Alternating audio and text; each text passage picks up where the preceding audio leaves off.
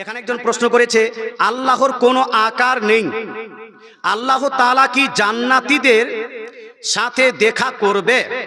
যদি করে তাহলে কিভাবে করবে জানতে চাই। বিয়েতে ছেলে ও মেয়েকে হলুদ লাগাতে পারবে কি পারবে না? আলেমদের সঙ্গে সম্পর্ক রাখলে কোনো উপকার আছে কি নাই? আমাদের আগে আমল করতে হবে না আকীদা ঠিক করতে হবে?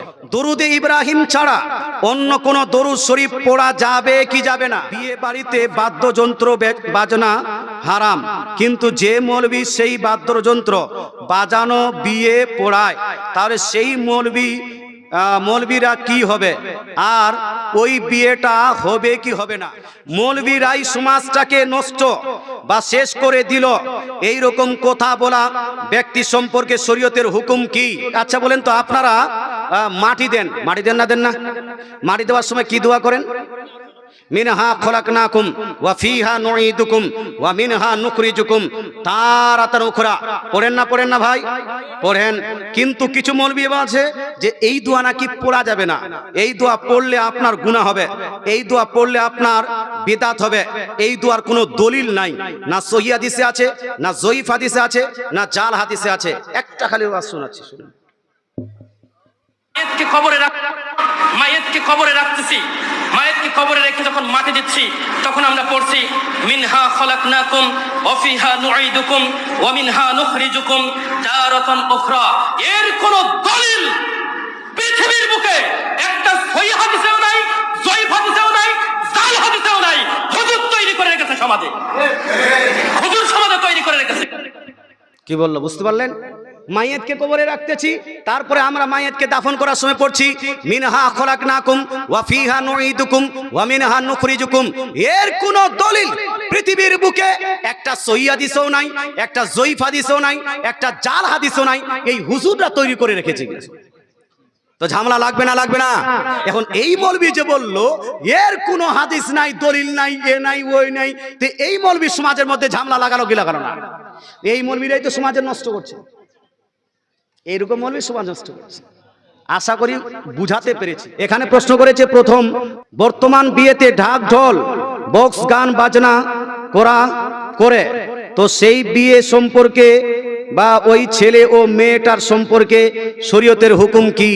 শুনুন মুসলমান, বিয়ে করাটা হলো আল্লাহর নির্দেশ। জোরে বলে সুবহানাল্লাহ।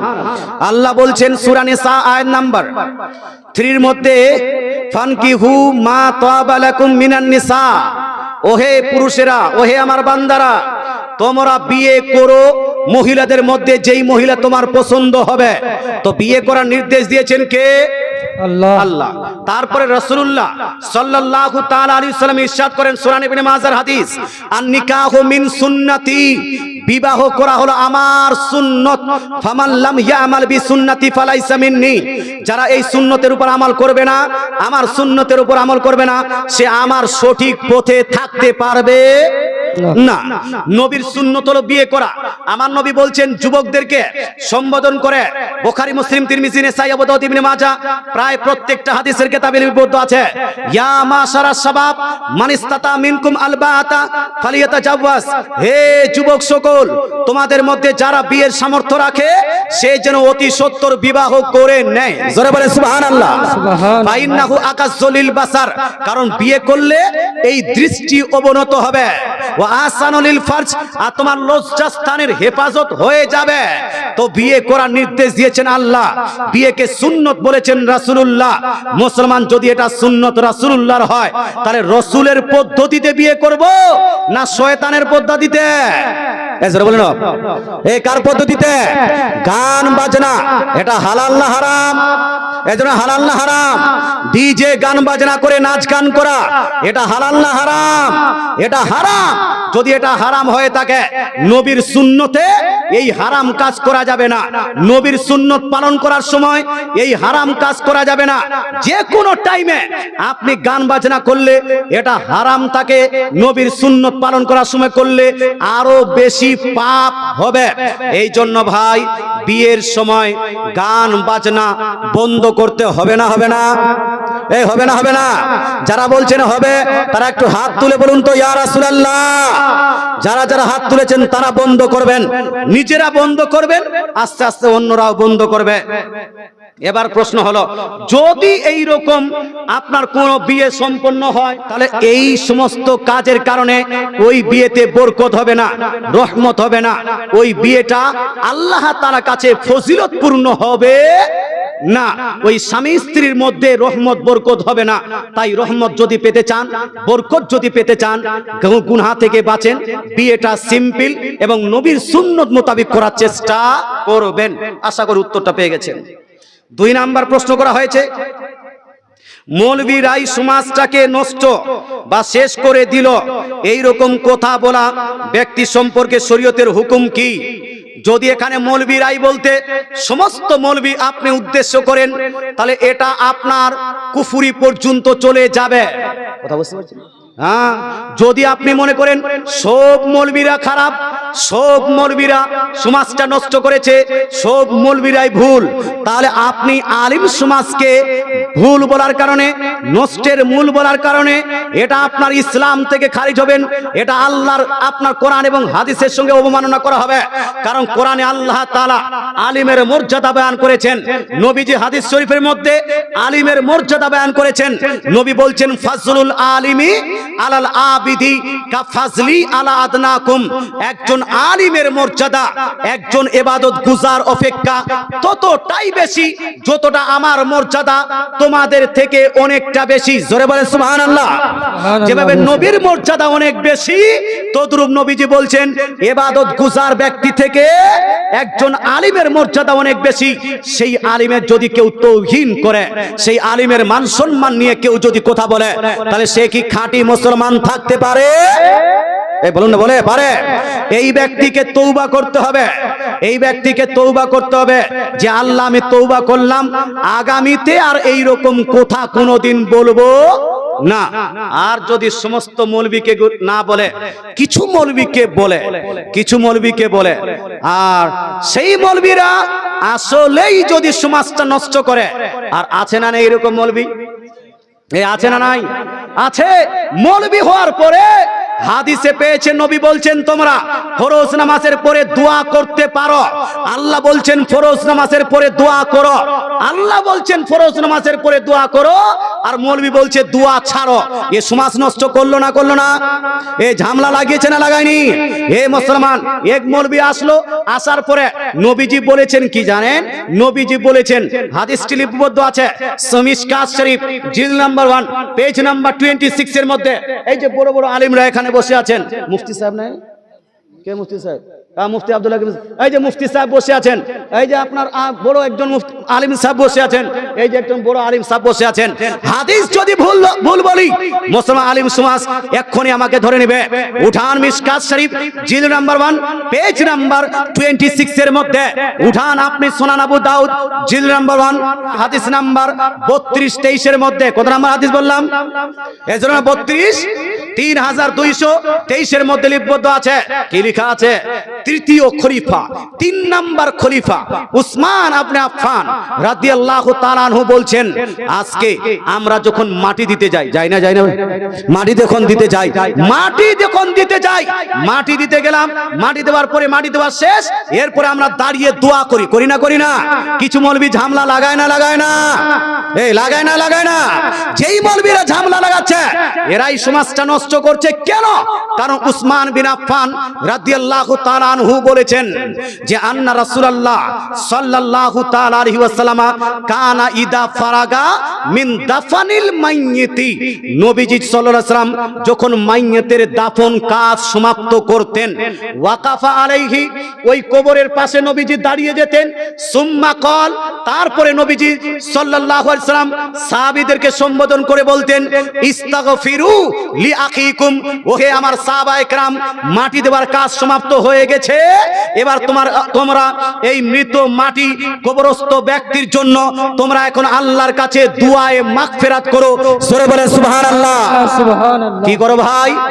মাগফিরাতের দোয়া করো। মুসলমান আপনাকে বলতে চাই, আমার নবী বলছেন ওয়াসালুল্লাহ বিতাসবিত, আর আল্লাহর কাছে দোয়া করো মাটি দেওয়ার পরে। এখন আল্লাহর কাছে দোয়া করো এই জন্য অটল থাকতে পারে, কারণ এখন একে জিজ্ঞাসাবাদ করা হবে, এখন একে জিজ্ঞেস করা হবে মান রাব্বুকা, হু ইজ ইওর লর্ড, তোমার রবকে, মা দীনুকা, হোয়াটস ইওর রিলিজিয়ন, তোমার ধর্ম কি, মা কুনতা তাকুল ফি হাযা রাজুল, what was you saying about that person who is standing in front of you, তোমার সামনে যেই ব্যক্তি দাঁড়িয়ে আছে তার প্রসঙ্গে তোমার আকীদা কি ছিল। আমার নবী বলছেন মাটি দেওয়ার পরে পালিয়ে যেও না, তোমরা দাঁড়িয়ে যাও, আর দাঁড়িয়ে দাঁড়িয়ে মাটি দেওয়ার পরে কবরের পাশে দাঁড়িয়ে মৃত ব্যক্তির জন্য দোয়া করো। কিন্তু নবীর এই সুন্নতটাকে দাফন করে খণ্ডন করে আজকের কিছু মৌলবী মোল্লা এরা সমাজকে বলছে যে মাটি দেওয়ার পরে দোয়া করা যাবে না। আছে না নাই? এরা আছে না নাই? এরা সমাজ নষ্ট করে না এরা সমাজ নষ্ট করছে না, এরাই ঝামলা লাগিয়েছে। আমাদের দেশে ঝামলা ছিল না বাপ, আমাদের দেশে শান্তি ছিল। এখন আপনি নামাজ পড়তে যান তবুও ঝামলা পাবেন, মিলাদ করো তো ঝামলা, ফাতিহা করো তো ঝামলা, চল্লিশা করো তো ঝামলা, চাহারুম করো তো ঝামলা, তারাবি পড়ো 20 রাকাত পড়বো না আপনার 8 রাকাত পড়বো, ঝামলা আছে না নাই? হ্যাঁ, তো কে লাগিয়েছে এটা? পাবলিক লাগিয়েছে না মৌলবীরা? এ বলুন না, পাবলিক লাগিয়েছে না মৌলবীরা? মৌলবীরা। তো যেই মৌলবীরা ঝামলা লাগিয়েছে, এই মৌলবীকে কেউ যদি বলে থাকে মৌলবীরা সমাজটা নষ্ট করছে, তাহলে ঠিকই বলেছে। কথা বুঝতে পারলেন ভাই? হ্যাঁ, মৌলবী ঠিক মতো, হ্যাঁ সেই মৌলবী করেছে।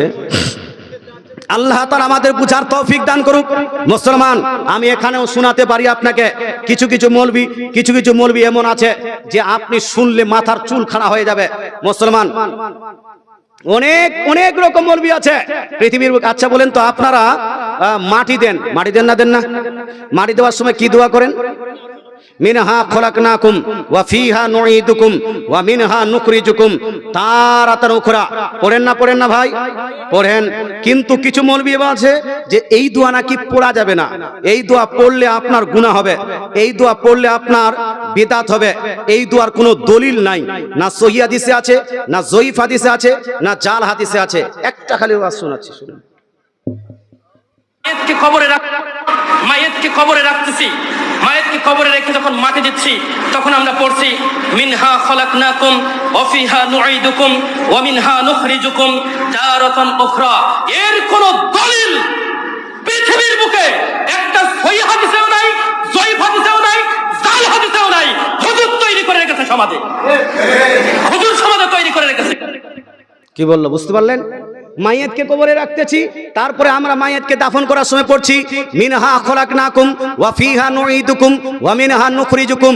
এর কোন দলিল পৃথিবীর বুকে একটা সহিহ হাদিসও নাই, একটা জয়ীফ হাদিসও নাই, একটা জাল হাদিসও নাই। এই হুজুররা তৈরি করে রেখেছে। তো ঝামেলা লাগবে না? এই ঝামেলা লাগবে না? লাগবে। এবার প্রশ্ন হলো, হুজুর মৃত ব্যক্তিকে দাফন করার সময় মিনহা খলাকনাকুম, এটা কি আসলেই হাদিসে নাই? তো মুসলমান, যারা হাদিস পড়তে জানে না, যারা হাদিস বুঝে না, যারা হাদিসের আন্ডারস্ট্যান্ডিং রাখে না, যারা হাদিসের ডিপ নলেজ রাখে না, তারা এই কথা বলবে।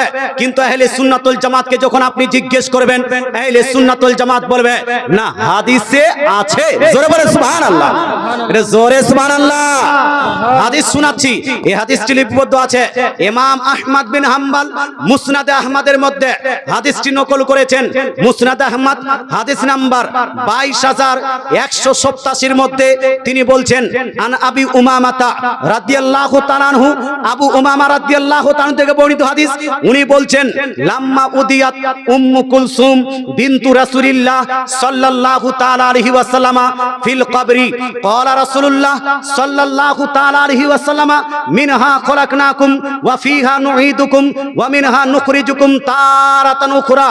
অর্থাৎ নবীজির কন্যা, নবীজির নিজ বেটিকে যখন কবরে রাখা হয়েছিল, নিজ বেটিকে যখন নবীজি সাল্লাল্লাহু আলাইহি ওয়াসাল্লাম কবরে রাখলেন, কবরে রাখার পরে আমার নবী নিজেই মাটি দেওয়ার সময় পাঠ করছেন মিনহা খলাকনাকুম ওয়া ফিহা নুঈদুকুম ওয়া মিনহা নুখরিজুকুম তারাতান উখরা। জোরে বলেন সুবহানাল্লাহ।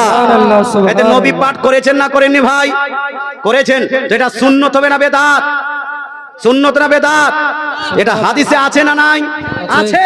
আরেকটা কিতাবের কথা বলছি, তাফসীর ইবনে কাসির, সবাই মানে তাফসীর ইবনে কাসির জিল নাম্বার 5 পেজ নাম্বার 299 এর মধ্যে এই হাদিস লিপিবদ্ধ আছে, আন্না রাসূলুল্লাহ সাল্লাল্লাহু তাআলা আলাইহি ওয়াসাল্লাম।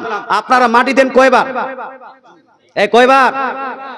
কেউ এসে বলতে পারে, কেউ এসে বলতে পারে 3 বার মাটি দেওয়ার দরকার কি? একবার দিয়ে দিলেন হয়ে গেল, 3 বার বারবার দেওয়াটা প্রয়োজনটা কি? বলতে পারে না? পারে না? পারে। যেমন এখন বলছে যে জানাজাটাই তো দোয়া হয়ে গেছে, জানাজার পরে আর দোয়া করার দরকার কি? বারবার দোয়া করার দরকার কি? বলে না? বলে না?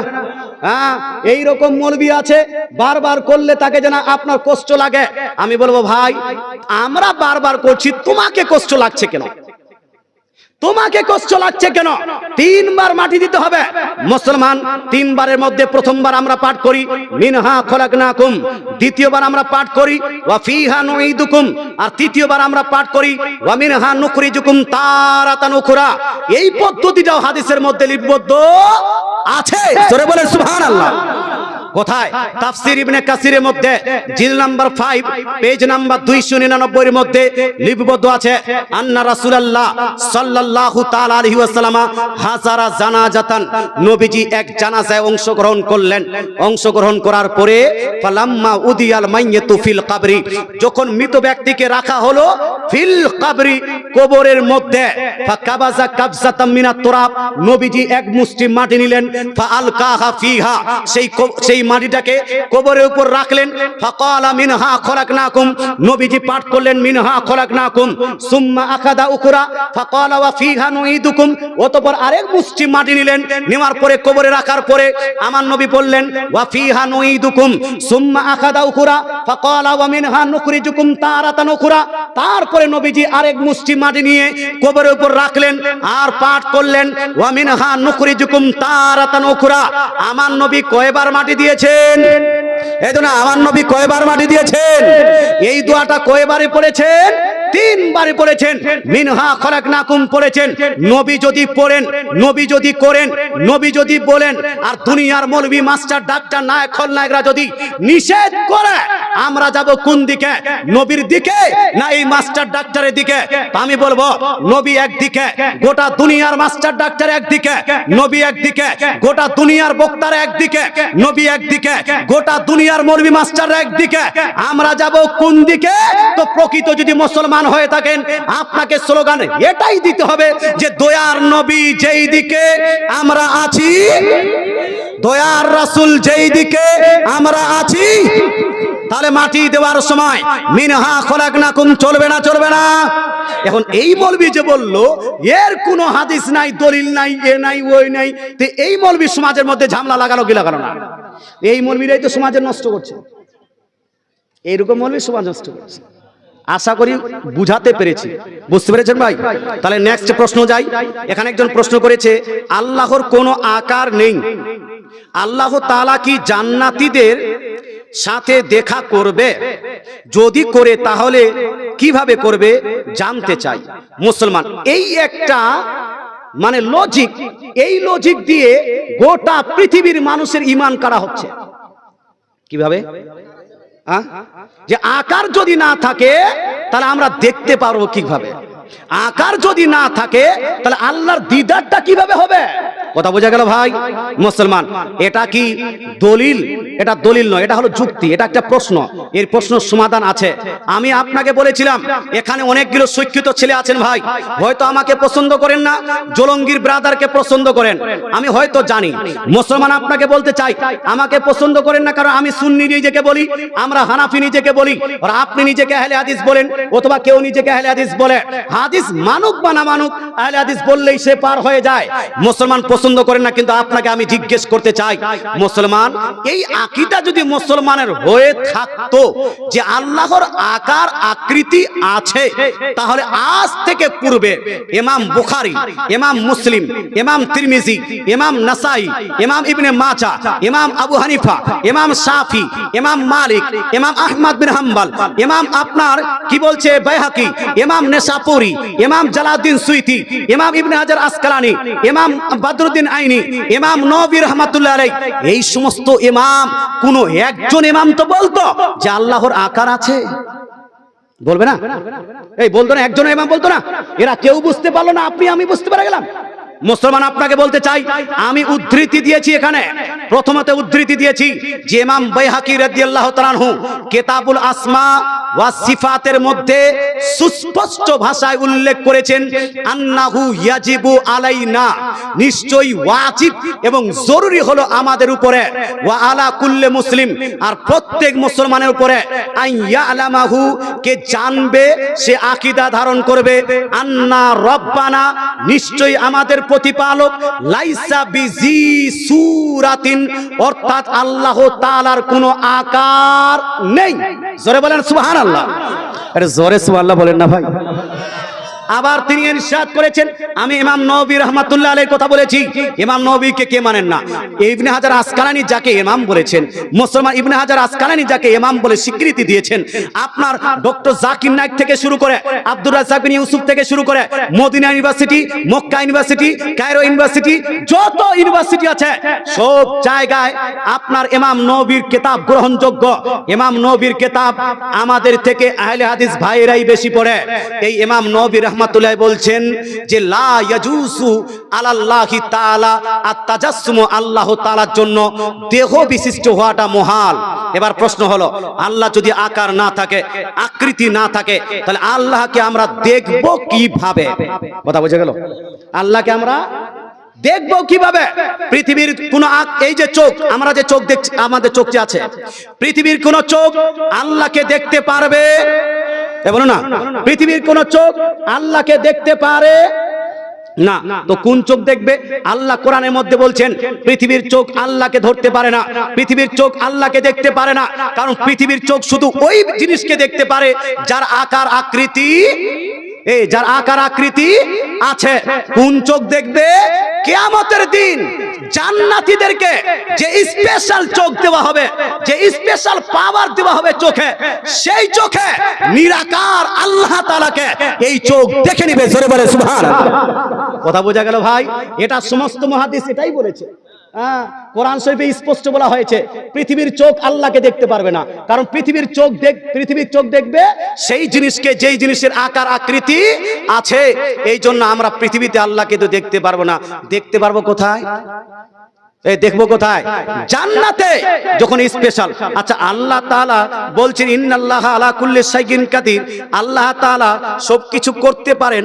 তো আপনার ওই জান্নাতি চোখে নিরাকার হওয়ার পরেও আপনাকে নিজের দর্শন দিতে পারেন না? পারেন না? পারেন না?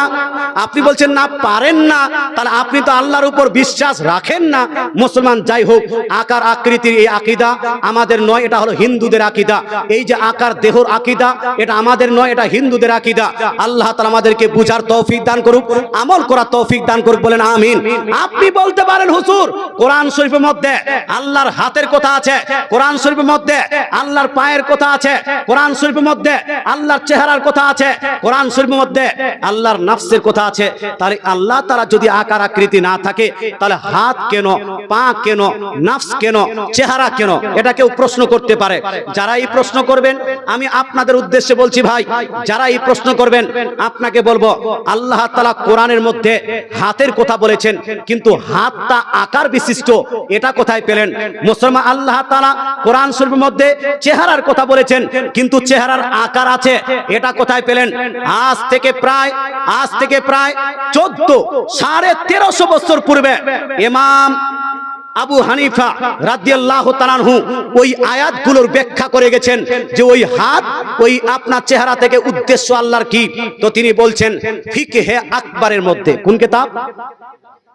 ফিকহে আকবরের মধ্যে তিনি উল্লেখ করেছেন যে লাহু ইয়াদুন ওয়া ওয়াজহুন ওয়া নাফসুন কামা যাকারাহুল্লাহু তাআলা ফিল কোরআন। আল্লাহর হাত আছে, আল্লাহর চেহারা আছে, আল্লাহ তাআলার নফস আছে, যেমনটা আল্লাহ তাআলা কোরআনের মধ্যে উল্লেখ করেছেন। ফামা যাকারাহুল্লাহু তাআলা ফিল কোরআন ফাহুয়া লাহু সিফাত, ফাহুয়া লাহু সিফাত। আচ্ছা, আমি আপনাকে জিজ্ঞেস করতে চাই, একটু ধ্যান আছে ভাই? ধ্যান আছে না নাই? আছে। মানুষের মধ্যে এই যে হাত, এগুলা মানুষের কি? এটা হলো অঙ্গ। এটা কি? এটা মানুষের হাতটা কি? মানুষের অঙ্গ। মানুষের পাটা কি? মানুষের অঙ্গ। মানুষের চেহারাটা কি মানুষের অঙ্গ, আর মানুষের মধ্যে নলেজ আছে, জ্ঞান আছে, এটা মানুষের কি? এটা কি অঙ্গ?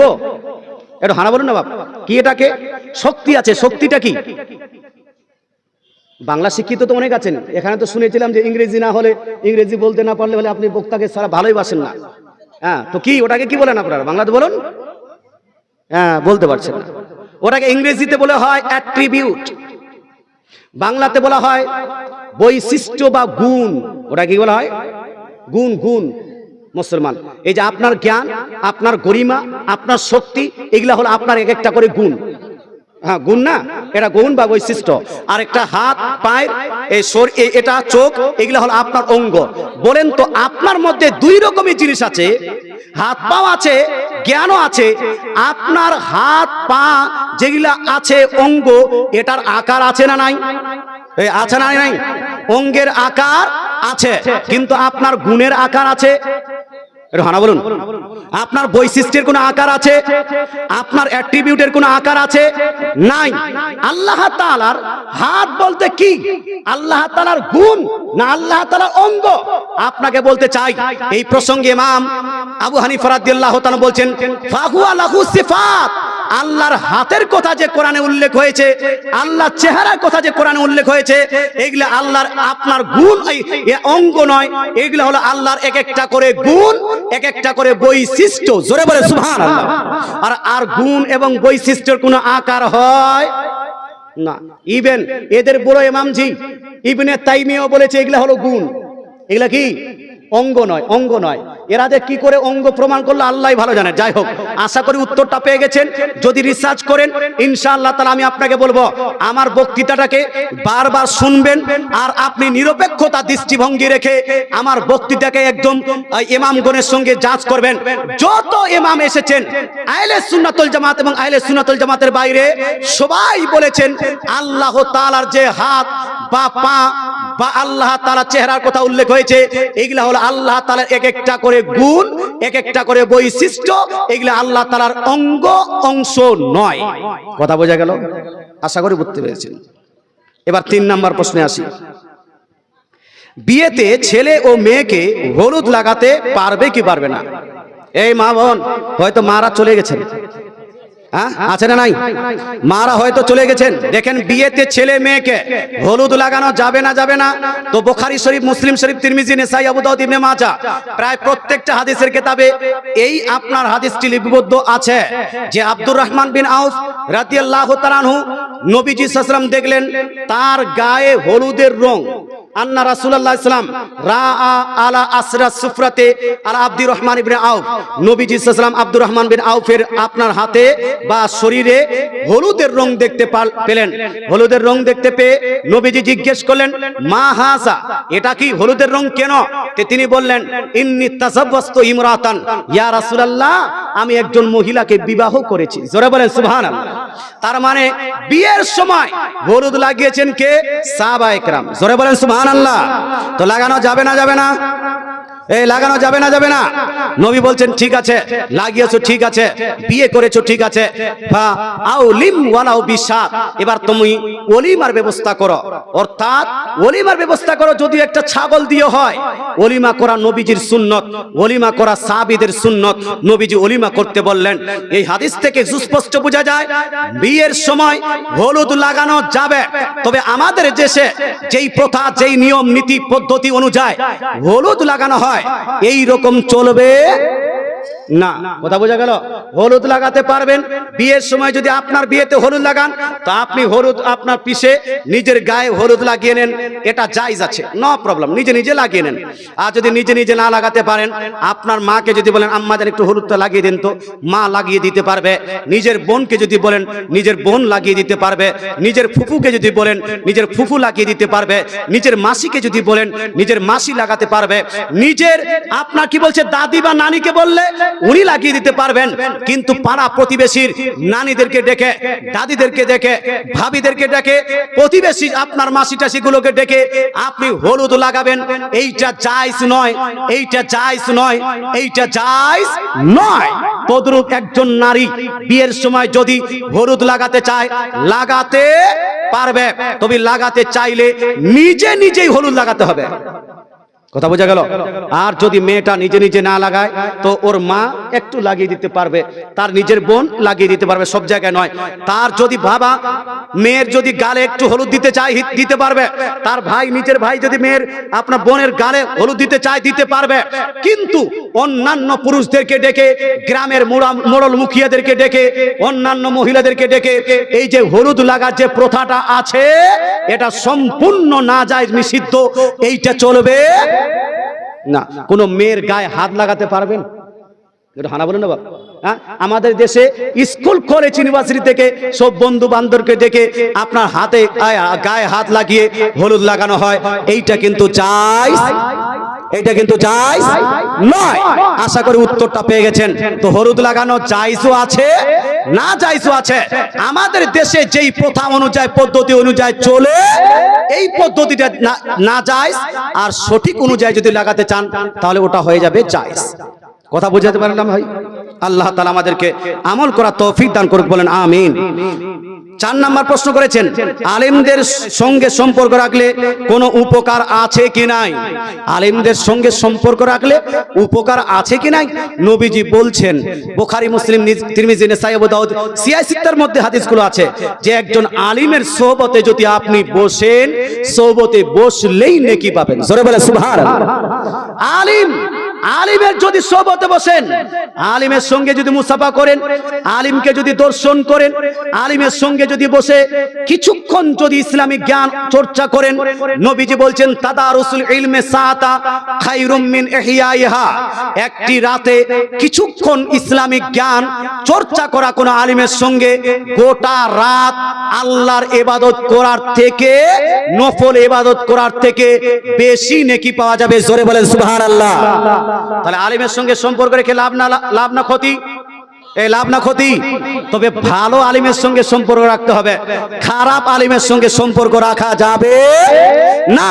যেই আলিম বলবে যে বুকের উপর শুধু হাত বাঁধা যাবে, নাভির নিচে হাত বাঁধা যাবে না, এর কোনো দলিল নাই। ইমামের পিছনে সূরা ফাতিহা পড়তে হবে, না পড়লে নামাজ হবে না। এই মুসলমান হানাফিদের নামাজ হয় না, এই রকম কেউ যদি বলে এই আলিমের সঙ্গে সম্পর্ক রাখা যাবে না, এই আলিমের সঙ্গে সম্পর্ক রাখা যাবে না। আমি আমার একটা বই নিয়ে এসেছি, আমার মোটামুটি 60 খানা বই লেখা হয়ে গেছে। মুসলমান আপনাকে বলতে চাই, তোর মধ্যে একটি বই এখানে নিয়ে এসেছি, হাদিস ও মুহাদ্দিসগণের দৃষ্টিতে সহিহ নামাজ। আমাদের হানাফিদের নামাজের উপর অনেকগুলো মানুষ প্রশ্ন তুলে যে নাভির নিচে হাত বাঁধার দলিল নাই। এখানে সহিহ হাদিস দিয়ে নাভির নিচে হাত বাঁধাকেই সব থেকে মজবুত আমি প্রমাণ করে দিয়েছি। ইমামের পিছনে সূরা ফাতিহা পড়া যাবে না, এই মর্মে কমসে কম এখানে 20 খানা সহিহ দলিল দেওয়া হয়েছে। 20 রাকাত তারাবি পড়তে হবে, 8 রাকাত বলে কোনো তারাবি নাই পৃথিবীর বুকে, 20 রাকাতই পড়তে হবে। এই রকম আমাদের এখানে 30 খানা দলিল দিয়েছি। মুসলমান আপনাকে বলতে চাই, মহিলারা বাড়িতে নামাজ পড়বে, মসজিদে যাবে না, ঈদগাহে গিয়ে নামাজ পড়লে একটাও বেশি নেকি পাবে না। মহিলারা বাড়িতেই নামাজ পড়বে, মহিলারা ঈদগাহে যাবে না, বাড়িতে নামাজ পড়বে। এই মর্মে প্রায় এখানে 25 খানা সহিহ হাদিস আমি উল্লেখ করে দিয়েছি। হাদিস নাম্বার, জিল নাম্বার, পৃষ্ঠা নাম্বার উল্লেখ করে দিয়েছি। হাত তুলতে হবে কান পর্যন্ত, দলিল এখানে পেয়ে যাবেন। আমিন আসতে বলতে হবে, দলিল এখানে পেয়ে যাবেন। তাকবীর, আপনার ঈদের তাকবীর 6 তাকবীর, 12 তাকবীর নয়, 6 তাকবীর সহিহ হাদিস এখানে পেয়ে যাবেন। মুসলমান অনেকগুলো সহিহ হাদিস দিয়ে বইটা লিপিবদ্ধ করে দিয়েছি। আর আহলে হাদিস ভাই যদি থাকেন, আপনিও আমাদের হানাফিদের কিতাব পড়ুন, পড়ে দেখুন যে হানাফিরা কতটা মজবুত, কতটা দলিল জানে। না পড়লে তো বুঝতে পারবেন না, না পড়লে বুঝতে পারবেন না, পড়লে বুঝতে পারবেন না। যাই হোক, আরেকটা প্রশ্ন করা হয়েছে, আমাদের আগে আমল করতে হবে না আকীদা ঠিক করতে হবে? আমল আগে না আকীদা আগে? তো এই প্রসঙ্গে বলবো, ঈমান আগে, আমল পরে। ঈমান আগে, আমল পরে। আমল কার প্রতি ফরজ? নামাজ পড়া ফরজ কার প্রতি? মুসলমানদের প্রতি না ও মুসলিমের প্রতি? হানা বলুন বাবা। মুসলমানের প্রতি। ও মুসলিমদের উপর ঈমান আনা জরুরি, ঈমান আনা ফরজ। মুসলমান এই জন্য আগে ঈমান আনবেন, শাহাদাত পাঠ করবেন, লা ইলাহা ইল্লাল্লাহ মুহাম্মাদুর রাসূলুল্লাহ পাঠ করবেন, তারপরে আমল করবেন। তবে ভাই এখানে কেউ যদি মিসগাইড করে, না না আগে ঈমানটা মজবুত করে নাও পরে তুমি নামাজ পড়বে, এইটা কিন্তু ভুল হবে মুসলমান। কারণ ওই ঈমান মজবুত করতে করতে বয়সটাই শেষ হয়ে যাবে। হ্যাঁ বলতে না আমার ঈমানটাই ঠিক নাই, না না না মুসলমান, মুসলমান হওয়ার পরে মুসলমান ঘরে জন্ম নিয়েছেন আপনি, আপনার ঈমান হয়ে গেছে, এবার আপনাকে নামাজ পড়তে হবে। যত ইবাদত করবেন, যত আল্লাহর রিয়াজত করবেন, যত আল্লাহর বান্দাগি করবেন, তত আপনার ঈমান মজবুত হতেই থাকবে। জোরে বলেন সুবহানাল্লাহ, আরে জোরে বলেন না সুবহানাল্লাহ। তো আগে ঈমান আনবো, ঈমান আনার পরে আমল করব। তবে আমল এই ঈমানের বাহানায় আমল ছাড়া যাবে না, আমল চালিয়ে যেতে হবে, ঈমান মজবুত হতেই থাকবে। কথা বোঝাতে পারছি আমি? হ্যাঁ জি জি। আচ্ছা, দরুদে ইব্রাহিম ছাড়া অন্য কোন দরুদ শরীফ পড়া যাবে কি যাবে না? মুসলমান, দরুদে ইব্রাহিম ছাড়া অন্য কোন দরুদ পাঠ করা যাবে না, এই কথা ভুল। দরুদে ইব্রাহিমও পাঠ করা যাবে, অন্য দরুদও পাঠ করা যাবে, যার যেটা পছন্দ পাঠ করবে। কেউ যদি দরুদে ইব্রাহিম পাঠ করতে চায় তাকে বাধা দেওয়া যাবে না, কেউ যদি অন্য দরুদ পাঠ করা যায় করতে চায় তাকে বাধা দেওয়া যাবে না। ইভেন আপনাকে বলতে চাই, যদি আপনি এই ধারণা রাখেন যে দরুদে ইব্রাহিম ছাড়া অন্য কোন দরুদ চলবে না, আপনার ধারণাটা ভুল হবে। কেন ভাই? এই জন্য ভুল হবে, বুখারী, মুসলিম, তিরমিজি, নাসাঈ, আবু দাউদ, ইবনে মাজাহ প্রায় প্রত্যেকটা হাদিস খুলেন, হাদিসের পৃষ্ঠায় পৃষ্ঠায় দরুদ লেখা আছে, হাদিসের পৃষ্ঠায় পৃষ্ঠায় দরুদ লেখা আছে, দরুদে ইব্রাহিম কিন্তু লেখা নাই। কি লেখা আছে ভাই? হ্যাঁ, সাল্লাল্লাহু তাআলা আলাইহি ওয়াসাল্লাম এটা লেখা আছে, অথবা লেখা আছে সাল্লাল্লাহু তাআলা আলাইহি ওয়াসাল্লাম, এই লেখা আছে সাল্লাল্লাহু তাআলা আলাইহি ওয়া আলিহি ওয়াসাল্লাম, এটা লেখা আছে সাল্লাল্লাহু তাআলা আলাইহি ওয়া আলিহি ওয়া আসহাবি ওয়াসাল্লাম, এটা লেখা আছে।